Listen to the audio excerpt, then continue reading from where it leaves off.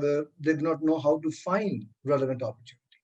The other is unemployable. I always say that the problem is to do not so much with unemployment as it is to do with unemployability. Now, the mismatch of skills that an individual has and the expectation that the industry has is what unemployability is all about. So uh, let's look at both of these segments and we'll then look at what the solution for these people actually is all about. Now, for those who are unemployed but are adequately skilled, they will have to basically deal with relevant job search strategies. Once they adopt the relevant job search strategies, for things will fall in place automatically. We are living in changed times. We are living in a in the technological age. So the traditional approaches that we had towards job search are no longer applicable. Now, with the advent of artificial intelligence and so on and so forth, it does not really take very long to find appropriate candidates. So have these candidates actually have worked on their visibility or not is a question they need to answer. Then, as far as the other segment of the unemployed lot is concerned, that is those who are unemployable, they will have to spend time in introspection and ask themselves where exactly they are lacking.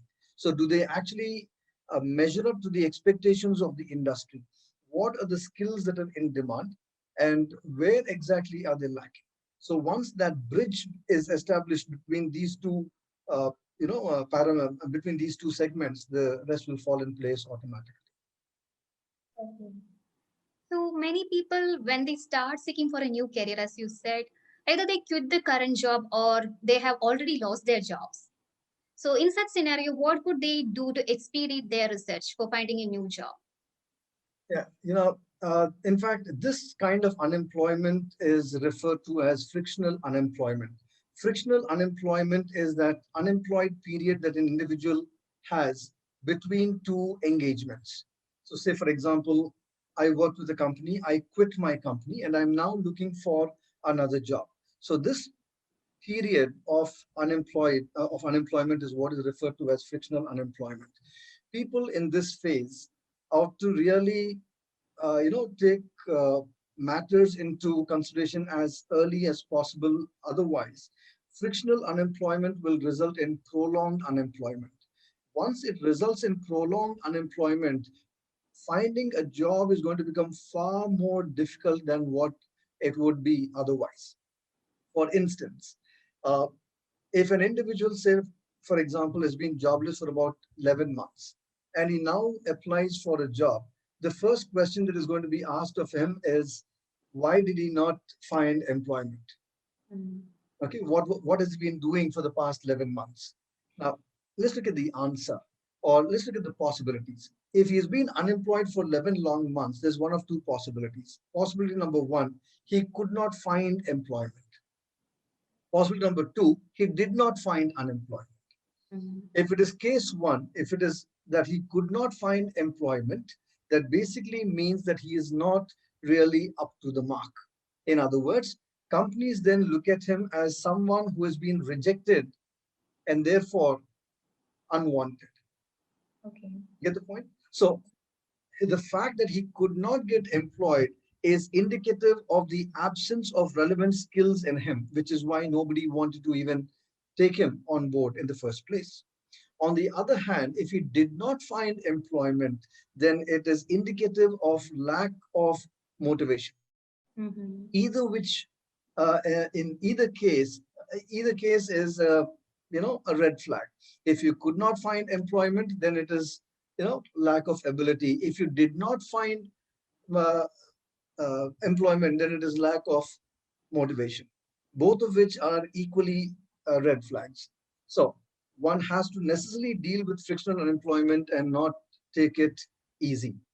Now, what are the different strategies that one could actually adopt in order to deal with frictional unemployment and make it as brief as they can possibly, achieve?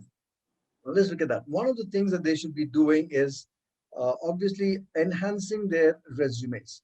Now, in today's world, when a person applies for a job, It is not a human being who actually reads the resume at the first go. It is the hiring software tool that does the job. So unless the resume is actually compliant with the hiring software tool, it is not even going to get screened in the first place. Right. Number one. Number two, even if it is scannable, unless the resume is adequately optimized, it is not going to get shortlisted. Okay. Lastly or finally, unless the resume is impressive enough, the hiring manager is not going to land him an interview call and call him over for an interview. So the first thing that these people have to necessarily do is deal with their resumes. Okay. In most cases, these are particularly those people who have been engaged with work, say, for about 6 years at stretch or 8 years at stretch, or uh, perhaps even more than that. Now, that obviously implies that the individual never found any kind of need to enhance his resume or vet his resume for the past 8 years. So, to just apply blindly is not going to serve the purpose at all. So the first step that these people should take is get their resumes reviewed. Let them go to an expert and have the resumes vetted. Let them get to know where the resume is lacking, why it is lacking, and what needs to be done to enhance the resume. So that would help them gain visibility. Okay, so that is step one. Then step two, obviously, after having taken care of the resume, they will also have to look into their interview skill performance. Are their interview skills honed? Okay, are they actually ready for the challenges out there? This is something that they will also have to focus on. So interview skills, their resume, do they have an ATS compliant resume? Is the resume actually optimized adequately? Is it efficacious enough to actually land them interview calls? And then finally, when the interview call is landed, can these people actually justify that resume in the interview? It is one thing to have a beautifully written resume. It is it is quite another for them to be able to defend that resume in the interview. So these are the aspects that they will actually have to look into. Okay. So during the frictional unemployment period, like what steps they can do to improve their skills? So will career company like yours help them to find the adequate skills which they can look up to and improve in order to find a new job? The first thing that they need to be clear about is the kind of career they want to build. Okay. Very often, people take up jobs out of a sense of desperation and not out of a sense of inspiration. Right. They need to have a clear cut vision of what they want to achieve in life and where it is that they're going. Once they have that kind of clarity, then the rest will fall in place automatically. So at stage one, let them be clear about what it is that they actually want to build. Okay. Once they are clear about that, then step two, once you're clear about what career you want to build, look for relevant domains and obviously companies. What are the companies that are offering, you know, scope for me to build my career along the lines of the mission or the calling that I have for my own career? That is step two.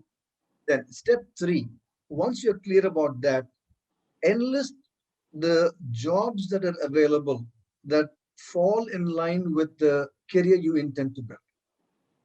Once you do that, once you enlist all the jobs, take your pen and paper, sit down, and start with some kind of analysis. What are the skills that are required by this job?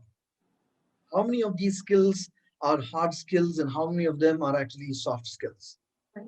Once you enlist the hard skills and the soft skills, turn your vision inward, spend time in introspection and also retrospection. Ask yourself how many of these skills you actually possess, how many of these skills you actually utilized in your previous engagement.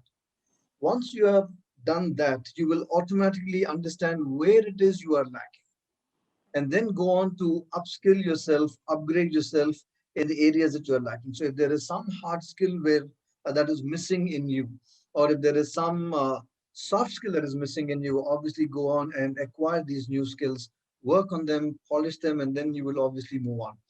One of the most uh, common mistakes that employees make or job seekers make is that they do not update themselves. And The social philosopher Eric Hoffer put it in such beautiful words. He said, in times of change, it is only the learners who inherit the earth, while the learned find themselves beautifully equipped to deal with a world that no longer exists. So, the philosopher Heraclitus put it in such simple words. He said, the world is in a state of change. He said, no man steps into the same river twice, implying that the world is in a state of flux and it is constantly changing. So, question number one, are you up for this challenge? Question number two, do you have the requisite skills to meet these challenges that come your way?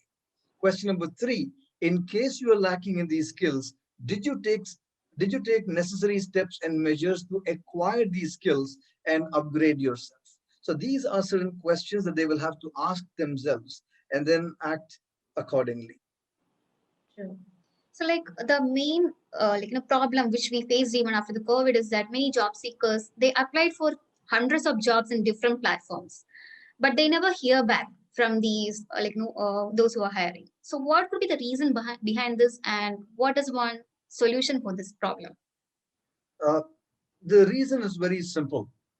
Most of these people assume that the more they start applying, in fact, this is the unwarranted assumption that people have. They think if I apply to 100 companies, at least two will take Mhm. notice of me. So let me start spamming people's inboxes with my resume. I'll, post my resume left, right, and center, and that should definitely land me an interview call. Now, what these people do not know is that in today's world, okay, with a growing demand and paucity of time, it is not really viable for hiring managers to sit and glean through every resume. For instance, my own friend who actually runs a mechanical engineering firm had about three vacancies sometime back. He put out an advertisement, I think, on Naukri.com or some other job portal, uh, advertising these vacancies. In response to his advertisement, he received 1,200 resumes. 1,200 resumes. Now, on a serious note, do you really think it is viable for him to actually glean through 1,200 resumes only to fill three vacancies? Obviously not. That would be a criminal waste of time. And in terms of business, it is obviously a loss of lead time.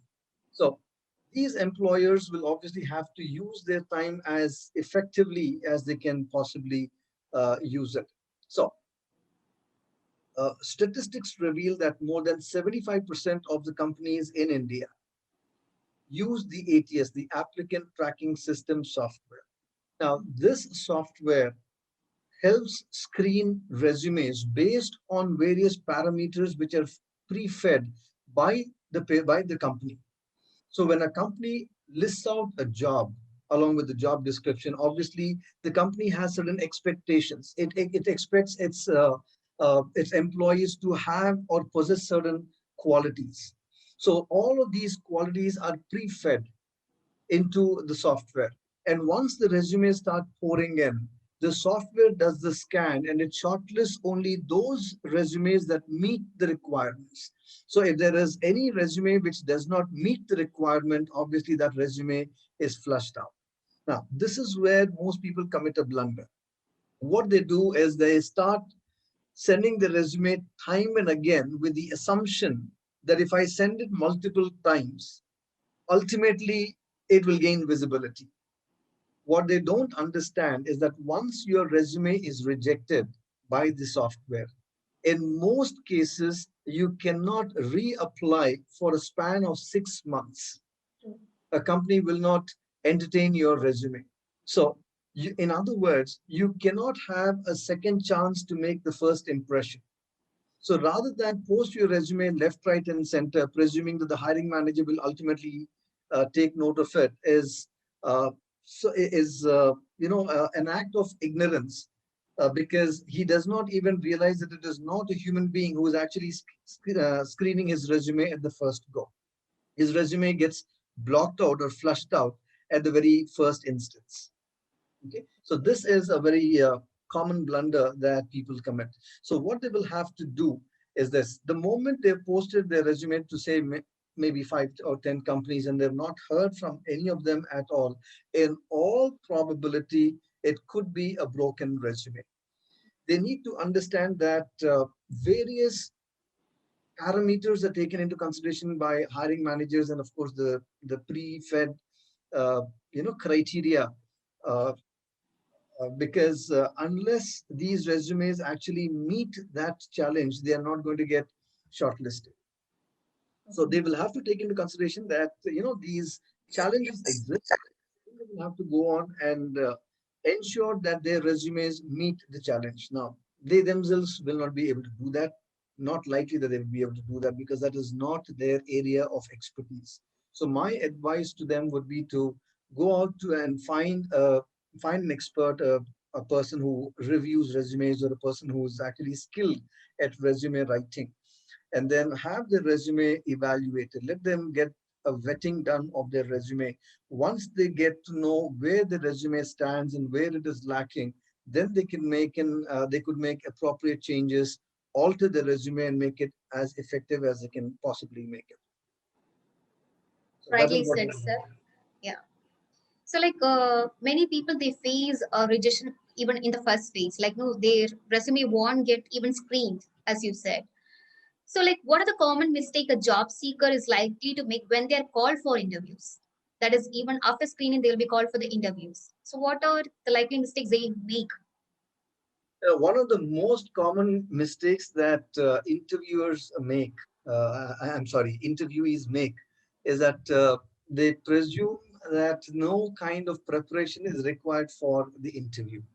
I've had some hundreds of candidates walk into the interview hall with practically no preparation whatsoever. And very often, when I ask them why it is that they went for an interview unprepared, their reason is this. They say, well, there's really nothing much to prepare as far as an interview is concerned because it's a subjective experience. They'll ask you questions and you simply answer those questions. So you either know the answer or you do not know the answer. It's as simple as that. So, where then is a need for me to you know seek any kind of help as far as interview training is concerned? Sure. This is the most common blunder. The second aspect is that they do not understand that they are constantly being evaluated on various parameters based on what they have portrayed in the resume and what they're actually displaying in the interview. For instance, if there is discrepancy between what you put there and what you show, you are not going to get you are not going to get screened at all. For instance, sometime back, one of these boys who showed up for an interview was asked whether or not he was a team player, which he replied in the affirmative. He said, I am a team player. When they evaluated his resume, they learned that there was practically nothing that he had which had anything whatsoever to do, even remotely, with a team or team playing or team building. Okay, there was absolutely nothing. So it is one thing for you to actually make claims. It's another thing for you to justify those claims. So the most common blunder that these people make is that they go for interviews without any kind of preparation or homework. They are either lacking in terms of self-awareness, in that they're not able to answer some very basic questions about their own personalities, their own calling in life, their own dream, their own plans, etc. Or they're totally oblivious of what challenges there are in the work environment and how it is they're going to be facing those challenges. So this is the most common mistake. And obviously, the advice to them is to upskill themselves. Let them upskill themselves. Let them hone their interview skills. Show up for these interviews in a prepared manner, and then obviously with a lot of preparation. And then obviously the results will be much different. Yeah, so as you said, sir, like I have seen many people copying from different websites or copying from their friends. Like, they will copy and paste the resume. So, like, everyone should be having a unique resume, right? Like, which shows our skills and which represent ourselves in front of the interviewer, right?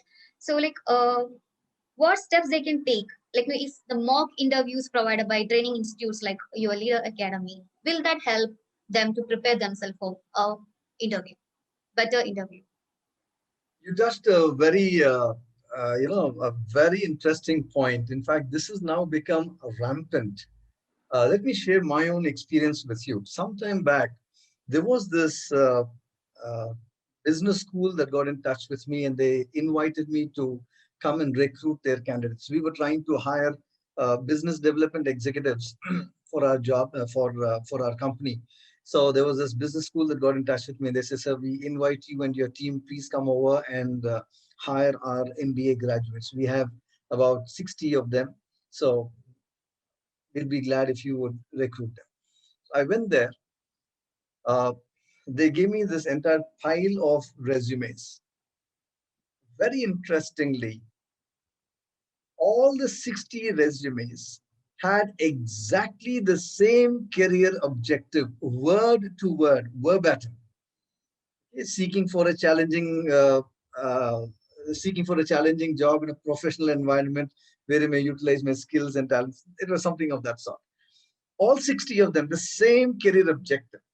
And then even more shocking was the fact that almost all of them had the same strengths in the same order. Now, obviously, it was pretty apparent that this was perhaps a format made by the college itself, but then that was not the case. When I asked them how come that was the case, they then finally spilled the beans. One fellow downloaded it from Google, replaced, the uh, details with his own details, and then the rest of them copied his resume. Understand that your resume has to be tailor made according to your own baggage, your own background, your own skills, talents, achievements, your own calling in life. In other words, this resume is reflective of only one individual on planet Earth, and that is you, the job seeker. So Right. it is the most, the most ludicrous thing to do. Okay, to simply copy somebody else's resume and then replace it with your own. It does not work that way. Okay? So that is something that they should obviously avoid doing. What was the second part of your question? So how mock interviews will help us to prepare ourselves for the interview? Right. So this is the first part. The second part is that when you go for a mock interview, uh, you have the scope of being corrected and being put on the right path. Now, the point is very simple. When you commit a blunder in the actual interview, you will definitely have something to learn, no doubt about that. But you will learn that at the cost of losing the job. And I'm sure that is not the price somebody would want to pay. When you commit the same blunder in a mock interview, you will definitely learn something without losing the job. So, in other words, in a mock interview, you have everything to gain and absolutely nothing to lose. Whereas in the actual interview, you have something to gain, but you have everything to lose. Okay. So that is the distinction. So when they go for a mock interview uh, and they get themselves, interviewed by somebody who actually does not know them, okay, and the analysis is objective, it's going to be feedback that is going to be obviously constructive. It is going to help them or aid them in moving forward. Very often what happens is these boys or girls or job seekers go to their friends and they ask them to interview them, and then they have some friend interview them, or some other friend just look at their resume and say, oh, it is very good. That is not a wise thing to do, because one blind man cannot lead another blind man, presuming that the person who is interviewing the candidate or is vetting the resume is not an interview expert. So most of the times it is either their classmates who are interviewing one another, in which case things are not really going to fall in place, because neither individual actually has an insight into how it is that interviews are conducted. For instance, most interviews begin with, tell me something about yourself. And the standard response people come up with is, my name is so and so. I've studied such and such. I am from so and so background. I worked in such and such place. These are my hobbies. Those are my skills. My father's name is this. My mother's name is that. This is the standard response I keep getting 9 times out of 10. Do I not have your resume with me? Obviously, I do. Isn't your name mentioned there? It is. Isn't your educational qualification mentioned there? It is. Your work experience is mentioned. Your strengths are mentioned. All these things are mentioned in the resume. So if you're simply going to, give me exactly that which is already mentioned in the resume, what fresh information did you actually give me? Nothing. In other words, you unnecessarily deprived yourself of an opportunity to sell yourself. You get the point? So that is the grave mistake these people make simply because they do not go and seek help from the right source. Rightly said, sir, because they will be having the same level of understanding. If we are interviewing with our friends, we won't be getting that such insights. And most of the students, they have the advantage of campus placements nowadays to get into the topmost companies. But those who are not from tier one and tier two colleges, they find it difficult. So, what is your suggestion, or what is one opportunity they will be getting in order to get into the such topmost companies? Yeah, that will be my next question. As far as India is concerned, there are a lot of companies, top-notch companies, which take the assistance of, you know, uh, of employability assessment tests. There are basically three employability assessment tests which are conducted in which are prevalent in India. The first is the AMCAT, the second is CoCubes, and the third is the e-litmus PH test, the hiring potential test.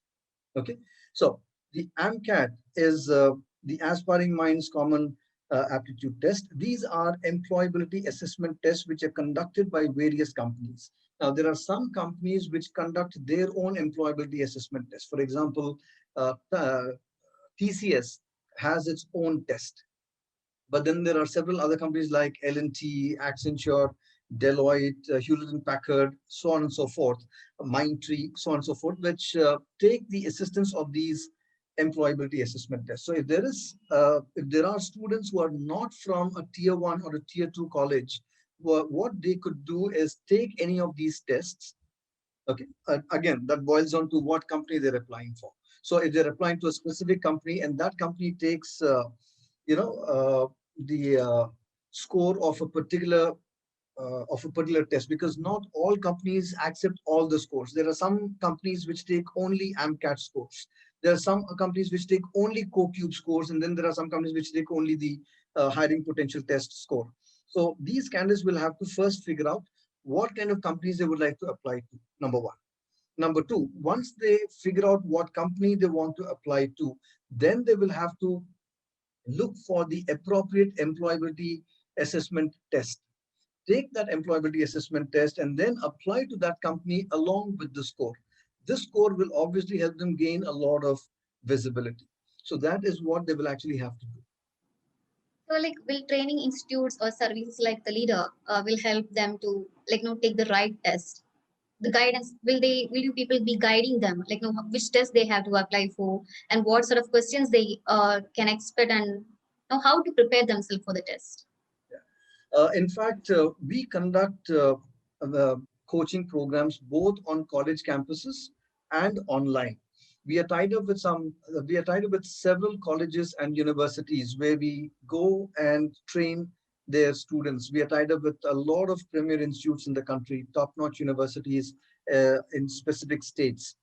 So we train them in the CRT and the EAT. The CRT is the campus recruitment test. Most tier one, tier two colleges have companies that visit their campuses and conduct the campus recruitment test on campus. Then for those who are not from these kind of colleges, they can step out and then take the EATs, the employability assessment tests. So we conduct online coaching programs. We train them for these challenges, and then we help them crack these questions. Okay, sir. So many employees, they will feel that their careers reached a plateau, after a certain point of time they will get bored of their job. So what could they do to boost their careers? That will be my next question. Okay, the first thing that they should be doing is actually uh, sitting down and taking, cognizance of the situation in their hand, figure out what it is that they want to do. If they are in any way grappling with questions about how they could reinvent their careers, then they should obviously, go for a career counseling session. Then, once that is the first thing that they could do. Then, the second thing that I have seen again very commonly is that most of these people are actually not aware of the opportunities that are there in the market. The problem again is to do not so much with lack of opportunity as it is to do with lack of awareness. So, for instance, the Indian Institutes of Management conduct an executive postgraduate program. It's called the PGPX. Okay, people with less than 7 years of experience are not even eligible to apply in the first place. Okay, so there are, you know, uh, executive PGP programs which are offered by top-notch institutes. They could take cognizance of that, and then they could obviously, look out for opportunities. For instance, I know one such gentleman who had been working for a salary package of about, I think, 7 or 8 lakhs. He then went to one of these institutes, applied for the PGPX, finished with his course, and then he landed a job with about 32 lakhs. So this was what, in all, in just a span of a year and a half. That's all. These 11-month postgraduate programs. So that is something that they could actually take into consideration. So the first thing is, if they are clear about where they're heading, then they will have to think of one of these options. If they're not clear about where they're heading, then they should obviously go and sign up for a career counseling session. And once that is figured out and that is dealt with, they can then think of the game plan or the strategy and then act in accordance with the end result. Okay, that's true. So like I have seen many people who have 10 plus years of experience, but they will be like landing in the same job, like as you said. So will the switch over taking these courses from IIM and all help them in settling for high paid jobs? Yeah. See, in fact, as a matter of fact, there are a lot of jobs which have emerged in the more recent past that were unheard of earlier. For instance, I worked as a marketing manager some time ago. And in my time, we never heard about digital marketing. That was not even a concept that existed. So when it came to marketing, we would sit down and we would brainstorm on what uh, surveys we could conduct, and then what activities we could do, what seminars we could conduct, where we could have seminars, where we should advertise, where we should put up our advertisements, how much does the billboard cost. All these things were looked into. In today's world, it's an entirely different ball game altogether. Now, in today's world, digital marketing is ruling the roost. So now, when you think of marketing, the first thing you think of is digital marketing. Now, there are many people who, despite having been efficient marketing managers, are not really up for the challenge because this is an entirely different ball game. It is the same game, but it is being played on an entirely different field altogether. The field itself is different. As a matter of fact, the change is so great that the game itself is different. Got it? So they will have to go and look for relevant certifications, relevant upskilling programs, so on and so forth. For example, now IIM Bangalore has come up with a course, with a certificate course in digital marketing. So all of those people who are working in the field of marketing, should definitely go and sign up for one of these programs, relevant programs, and inculcate or imbibe new skills to enhance their own performance and increase their proficiency, their efficiency. Okay, sir. So, like as you were telling about marketing, I have heard that if we are not selling ourselves in this current scenario, we can't sustain in the industry or sustain in the market. So, how important is personal branding? Could you please comment on that? Yeah. Personal branding is absolutely essential because uh, how would it help? Let me give you a very simple analogy so you understand what it is I'm trying to put forth. How would it help if I have a brightly glowing bulb under a basket? Let's say I have a 100 watts bulb and it's glowing in all of its brilliance under a basket. Will the room be enlightened? It will not. It will not be bright because all of the brightness of this bulb is contained by the basket. So brand building is essential because that is what is going to gain you visibility. How do people know that you exist? Number one. Number two, how do they know that you are endowed with these skills? That is why, brand building is essential. And in today's world, there are so many platforms. LinkedIn is one such platform where you could build a solid profile and then, you know show your subject matter expertise, so much so that your name becomes synonymous with the quality of the services that you offer. So that is one. Then there are, of course, many other social media platforms that people should actually take note of, take cognizance of, use those platforms to build their brands. The other part is that when companies get in touch with an individual, they obviously do their homework. Okay, so when you've posted your resume, and let's assume your resume is shortlisted, the first thing that these people would want to do is go to this man's profile and check out what kind of activities he's involved in. That has now become so common that now even when you apply for visas, even that has become a requirement. Recently, when I went for my visa, they asked me, are you present on social media? If you are, please give us the URL. Okay, what are all the platforms that you're available on? So obviously, they're going to be using that information to make assessments about you, how good you are or how bad you are. That also.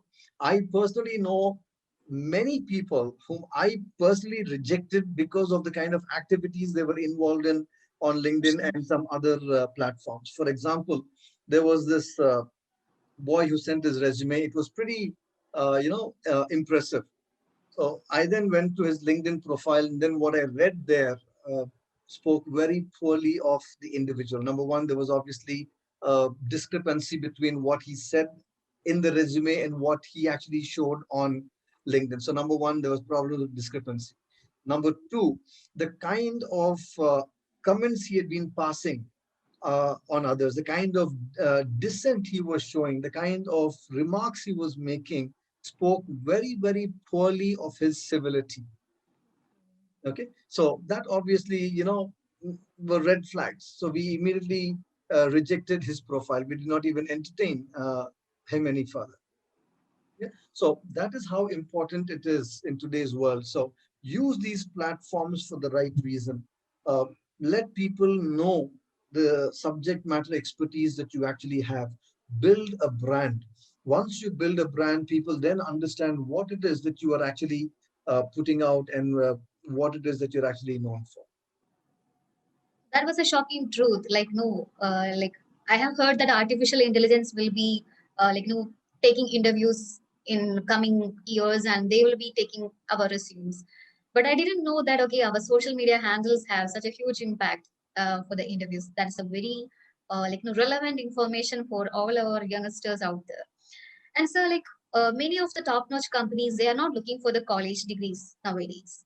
Even eighth standard students, they are getting hired for the job. So, what is the right time or for building a resume? Like, what right time to start building a resume? See, firstly, please understand that there are certain companies, most of the companies have a strict procedure or a process by which, they select candidates. It is also true that in some exceptional cases where somebody has displayed exceptional talent, he Right. or she is called for. That does not happen with everyone. That is not the norm. Mhm. We will in fact make a terrible blunder if we normalize things based on exceptional cases. Right. So, for instance, now TCS or even Google, okay, very clear when they go to colleges, they very clearly say that the individual should have a minimum of 60% marks throughout. He should not have any backlogs. There should not be any gaps in his education. These are the criteria that they very clearly let out. But at the same time, these companies have also hired some exceptionally talented people from an entirely different background. Those are exceptional cases. So all said and done, if these students are studying, the most common mistake they make is that they think of their resumes after they finish with their graduation. Okay, they finish with the graduation, then they make a resume, start running from pillar to post, uh, posting the resumes, and then expecting interview calls to happen. That is not a wise thing to do. What they should be doing is that even while they are in their last semester, they should have finished with all of this. Okay, finished with all of this, get their entire you know uh, resume, their interview skills, and all these things, the entire package in place.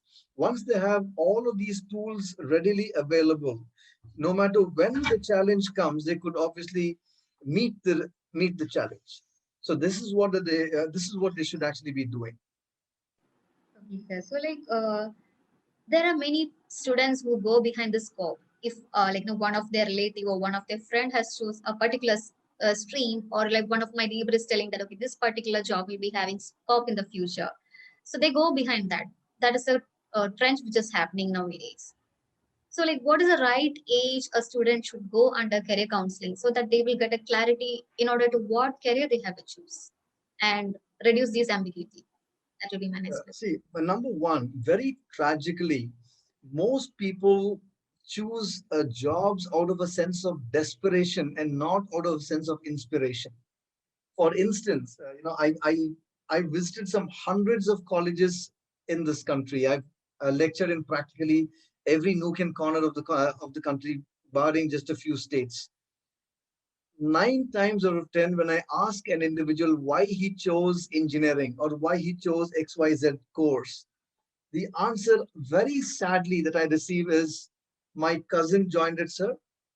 So my father asked me also to join the same course. Or all my friends, all my schoolmates opted for engineering. So I also opted for engineering.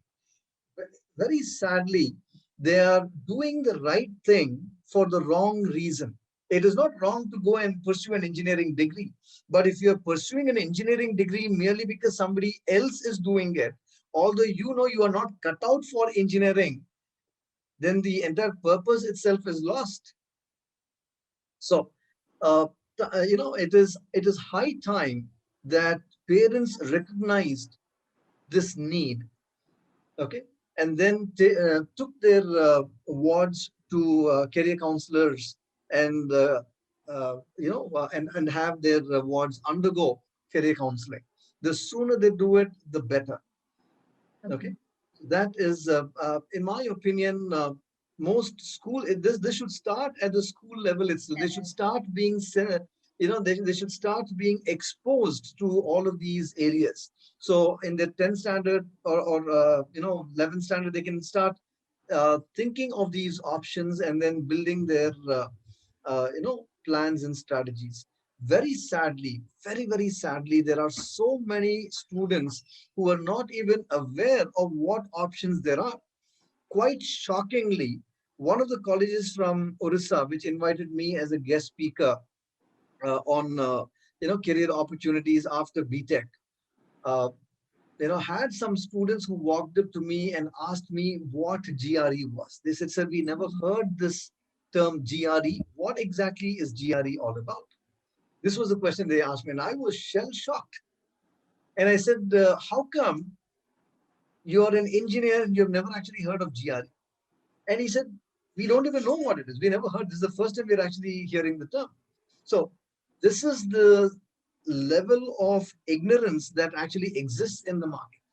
So what kind of students are we producing? What kind of jobs here? What kind of employees are we creating? So these matters have to be addressed. The sooner they are addressed, the better it would be. Rightly said, sir. Like many students, they have only the textbook knowledge. Even they lack in practical knowledge. And I have heard somewhere that even top-notch companies, more than the practical knowledge, they will be also looking for a team player. like who will suit for their company, as well as they will be looking for the communication skills. But many students lack in this, and which is what holding them back from passing an interview. So what can students do to improve on these skills? I'm sorry, improve on what skills exactly? Team, being a team player as well as their communication skills. Right. See, again, the most common mistake that most of these candidates make is that they think they don't really have to upskill themselves or acquire these skills, soft skills. Very interestingly, some time back, we were conducting training programs for some colleges in Goa. And then I approached some of the companies in Goa itself in the Varna belt, inviting them to these colleges. When I invited them to recruit these students, they said, we are not interested in freshers at all. We do not want them. And then I was surprised. I said, but why not? They're from the same place, so why not give them opportunities? And then they said, there are fundamentally three problems with freshers. The first problem is that most of them do not even know why they're pursuing what they're pursuing.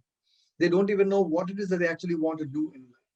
That's the first problem. They said the second problem is that they do not have the requisite soft skills in them. Their interactions with others is really impoverished. Okay. And then the third challenge they said is that these individuals are ignorant of procedures and processes, recruitment procedures and processes. So now to focus on the second part, that these candidates are actually lacking in terms of soft skills, speaks volumes about it. Now, very interestingly, sometime back, TCS conducted a recruitment drive in one of our client colleges. And shockingly or appallingly, uh, one of the toppers of the batch was not recruited. So the TP, or the training and placement officer, was taken aback. So he approached the hiring manager and asked for feedback. He said, how come this boy, who happens to be one of the toppers, was not selected? And this is what the hiring manager told him. He said, the boy mentioned three hobbies in his resume. Hobby number one, book reading. Number two, listening to music. And number three, painting. This is how they evaluated his personality vis-a-vis his hobbies. Hobby number one, book reading. Positive aspect, this boy has a natural sense of curiosity. He loves to assimilate knowledge. The negative aspect of book reading is that it is introvertish. Hobby number two, painting. The positive aspect is that this boy has a creative mindset. The negative aspect of painting, however, is that it is an introvertish activity. Hobby number three is listening to music. Positive aspect, this boy appreciates art or aesthetics. The negative aspect is that it is an introvertish activity. So the one common thread that runs through all these hobbies, binding them together in perfect harmony, is the fact that he by nature is socially withdrawn and is lacking in those skills which are required for one to work efficiently with a team. Okay, they are all bereft or devoid of interpersonal skills, group dynamics, team playing skills, or team building skills. So here is an individual who is perhaps technically brilliant, but does not have the requisite soft skills in him to actually meet the requirements of the work environment. Owing to the fact that almost all companies today thrive in team playing skills and team building skills. Here is an individual who is lacking in those very prerequisites. And therefore, he stands rejected. And that's why he was rejected. So that is how important it is for students to actually polish their soft skills and upgrade themselves. That was really thought provoking, sir. I have to say that because I never thought, like, no, writing a single line hobbies, like that's filling the single segment have this much depth. I never knew that. So, like, all of the participants who are watching this, it will be really insightful. They will definitely take it seriously now from now when they are filling the resume. So, one more thing is that okay, so like how they can prepare themselves for the mock interview. Like in mock interviews, is that only questions from the resume will be addressed by the training institutes like Leader Academy, or will they be addressing the questions from the particular area as well? That will be my next question. See, when it comes to interviews, there are basically three areas of focus. The first area of focus is the skills required for the job. Do you actually have the requisite skills. So all the questions asked pertain to that aspect. Okay, technical aspects, then soft skills related, so on and so forth. That is the first area of focus, the job. Right. The second area of focus is the individual. Okay, what baggage do you actually carry? What value addition are you going to make? So the second area of focus is going to be the individual. And then the third is, of course, going to be with reference to the company. So almost all questions asked are going to focus on one of these three areas only: you, the company, and the job. Yeah. So that is what we do. We, in fact, conduct one-on-one interview sessions. In one aspect, we deal with the generic aspects of an interview, and then we deal with the personal baggage of the individual, because ultimately the entire interview is just going to be about, it's going to be focused on you, not on somebody else, right? So these aspects will remain common. There are the aspects of the company and the aspects of the job are going to remain common for all people who are applying for that job in that company. But then the third, which is you, your baggage, your past, your work experience, your qualification, etc. So we have individual mock interviews, feedback, and counseling for every individual. So who signs up with us? That's what we do. In fact, we conduct all these programs online now. After COVID, everything has gone online. So we have hundreds of candidates who are enrolled with us for the various training programs that we conduct. Okay. So, sir, like many of the countries, like foreign countries, they entertain this part-time jobs. So many of the students with their academics or during their summer vacations, they will go and explore themselves in different type of jobs. So how important is that, and how a part-time job will help student to find their right career in the future? Could you please comment on that? Yeah. As a matter of fact, it is not just about part-time jobs. It is also to do with contractual roles. The gig economy has kicked in now. So in the gig economy, obviously, uh, one may not always be engaged with full-time work. There are contractual roles that can be taken. For example, we ourselves during certain times of training take the services of certain people from the industry to we invite them to come and do a specific training program. So we give them a contractual role. Okay, so they are with us for a specified period of time. So this is one thing that people should definitely consider. There are so many contractual roles out there in the market which require freelancers. So that is one aspect they could take into consideration. Then the other is that when they take up part-time jobs, my suggestion to them would be to try and find those part-time jobs which have a lot in common with what it is they want to do after that. So Okay. the expertise they gain, or the exposure they gain, and the experience they gain from that part-time job should be instrumental in building the career that they actually want to build.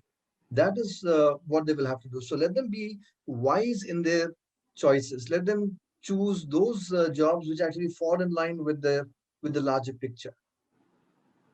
Okay. So as you said about these contractual jobs, there are many companies or institutes which are offering virtual internships nowadays.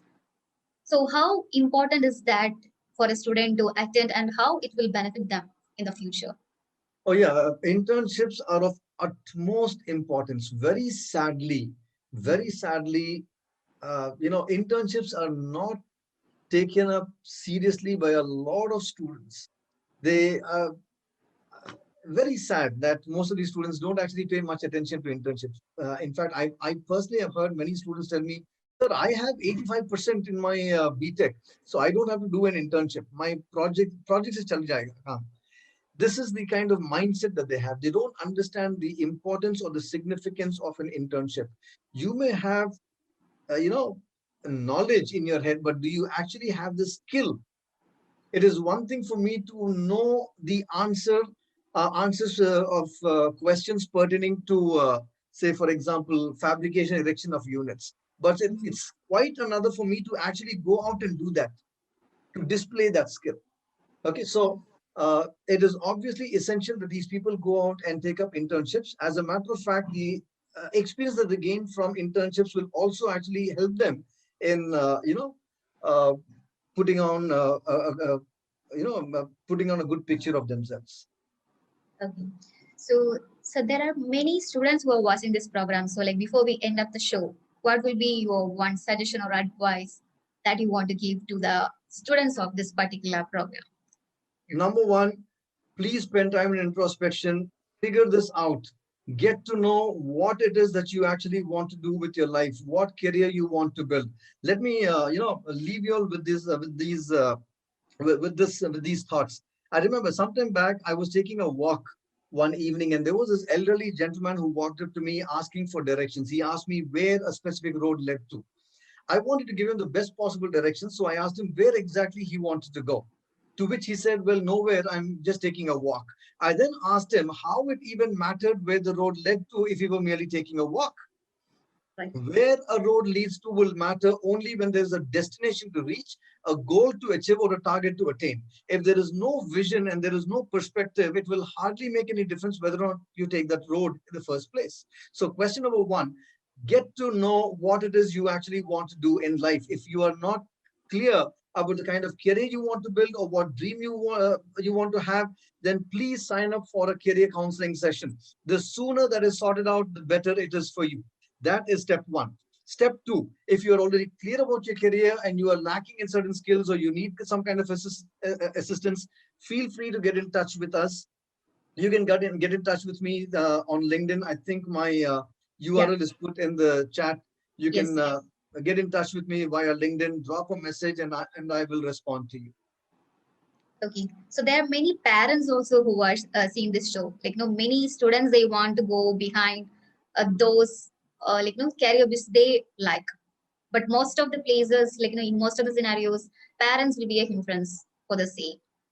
So what will be your advice or I, one word, yeah, for the parents? very often, parents simply send their students for these coaching programs or these counseling programs. But in my opinion, these parents need counseling as much as their wards do. Right. Okay, very often, I've had parents tell me, sir, my son wants to do an MBA, but I want him to do MTech. I say, it is he who has to do the job. And if he's cut out for an MBA, let him go and pursue that. Right. Okay, so I would strongly recommend, or I would earnestly request these parents to accompany their children, to the career counseling session. Let them also be part of the counseling session. Let them respect the calling and the dreams that their children have. Let them at least, monitor the entire progress. Let them ensure that there is no wrong step that is being taken, but ultimately let them respect the desires of their children and then help them achieve their own goals and calling in life.